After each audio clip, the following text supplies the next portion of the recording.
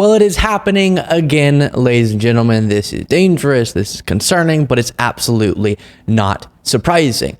Tucker Carlson, along with a bunch of the MAGA movement, is starting to plant the seeds for claims of stolen election in 2024. We saw this before the 2020 election, where months before it even took place, Trump started saying there's going to be a huge fraud because of mail-in ballots. And even though none of those claims ended up bearing themselves out in the data, in the investigations, in the recounts, in the audits, in the court cases, they still claim that to be the case after the election took place. And now the same thing's happening. Tucker Carlson, along with Donald Trump himself and many others, are now saying, as a aggressive declaration, as a matter of fact, they say Joe Biden is incapable of winning this election fairly. And if he wins, it's going to be stolen. That's what they're saying. So dangerous. And this proves they know Joe Biden can win, right? If they were actually confident Trump would win in this upcoming free and fair election, they would just not worry about it. All right, he's going to win. We're going to crush the libs. They're going to cry. We're going to be happy. But they're concerned that Trump will lose.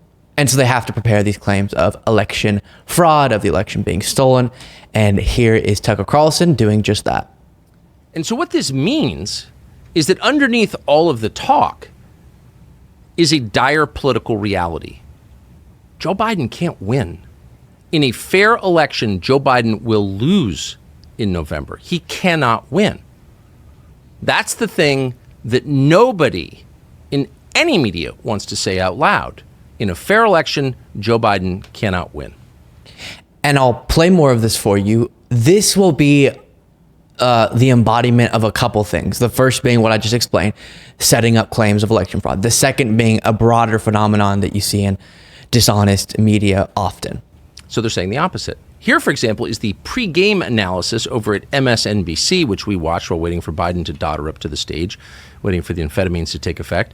And keep in mind, as you watch this analysis, these are supposedly the smart kids. These are the smart kids, the ones with complicated glasses. These are the ones the White House looks to for guidance. And here's their analysis of Joe Biden's skills. Watch this.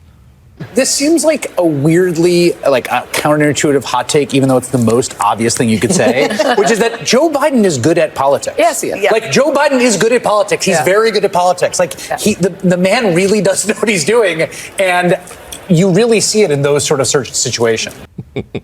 Joe Biden is just really good at politics. It's the one thing he's really good at. Really? If Joe Biden is so good at politics, why is he losing to Donald Trump, who the rest of us were assured was a retarded racist, who no normal person would vote for? But now Joe Biden is getting stomped by Donald Trump, but he's also at the same time good at politics? Right. Play a little bit more in a second. Just always reminded of the disgusting human being that is Tucker Carlson, and uncomfortable watching this much of him because of how vile he is. But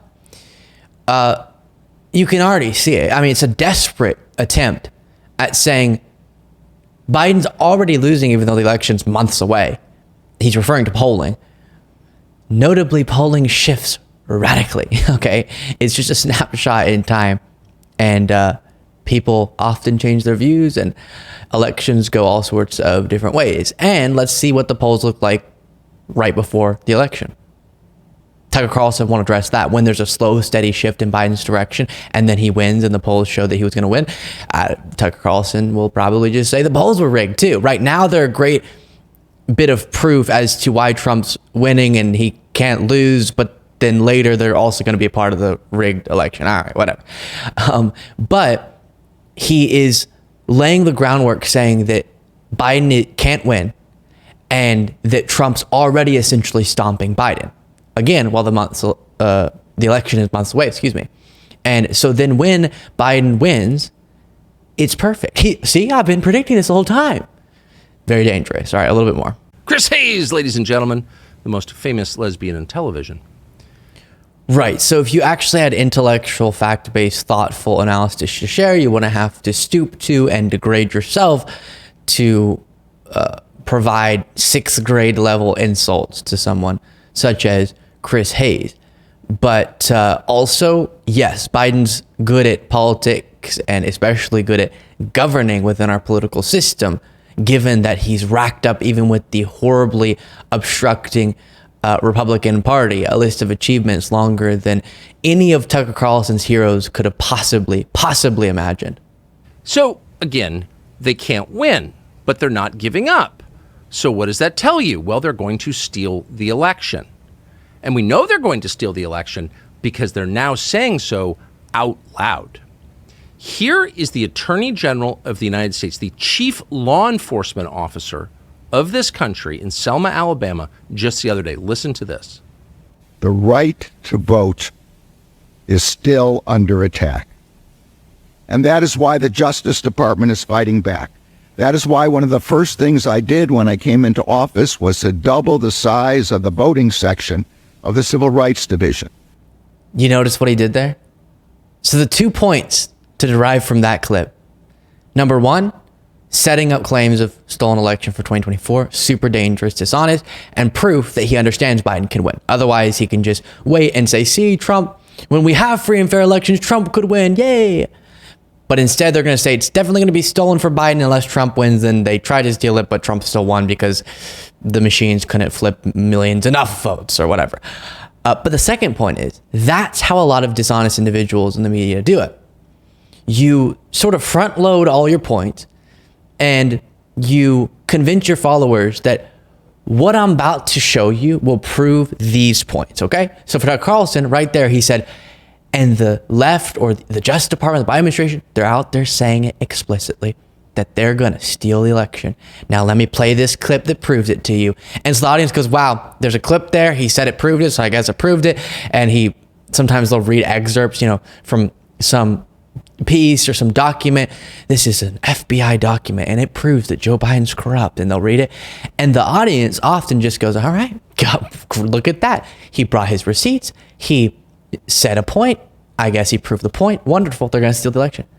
But what the audience isn't noticing, because they'd rather just believe that Tucker Carlson made the point that he wants to, or that they want to hear him make, is the receipts don't prove anything.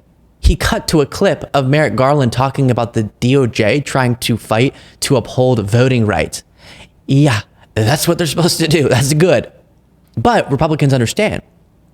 And I guess it would be interesting to see if Tucker Carlson would be willing to admit this, that if voting rights are fully protected and if people have easy and secure access to the ballot box, then Democrats trounce Republicans way more often, because the country is just majority Democratic. It is clear, obvious, but there are all these institutional advantages that Republicans have that make them way overrepresented. And that's why we've seen across the last 8 presidential elections, 7 of them, the Democratic candidate got the majority of the popular vote. But then, of course, the Electoral College helps Republicans out there. Again, these institutional advantages. And so if we didn't have all these ridiculous gerrymandered maps, these ridiculous institutional advantage, these ridiculous voter suppression efforts, then yes, Democrats would have way more power across the country. That's what Tucker Carlson and people like him are terrified of. The country actually being properly represented. And as they see the momentum going in that direction, they start to adopt very positive attitudes toward less democratic forms of government and countries and leaders that embody that. So Tucker goes and does his visit to Russia to talk about how great the grocery stores are, and I'm really radicalized. I'm radicalized against our leaders in the United States because of how wonderful these grocery stores are. And it's so cheap, even though it's so expensive compared to the average earner in Russia, but it's cheap for someone earning the amount that the average American earns. Oh my gosh, crazy. It's almost like you found out the first thing you find out when you travel to lots of other countries. And that's what he did. Well, it doesn't really matter, all these conversations we have about Democratic, not Democratic, because it's way better here. And that's the little propaganda tour he did, because he's trying to legitimize and support in a sort of dishonest way the forms of government and leaders that don't have to rely so much on the will of the people, because the will of the people in America is getting sick and tired of people like Tucker Carlson. There it is. So then he has to present a segment where he says, I'm going to prove that they're saying out in the open the election is going to be stolen. Here's Mayor Garland saying he's going to protect your voting rights. Nice, Tucker. Make sure you're subscribed to the YouTube channel. And please make sure to go watch the interview I conducted with the man who will defeat, hopefully, Ted Cruz in the state of Texas, the Democratic nominee for Senate and Democratic congressman from Texas, Colin Allred. You can click right there to watch the interview.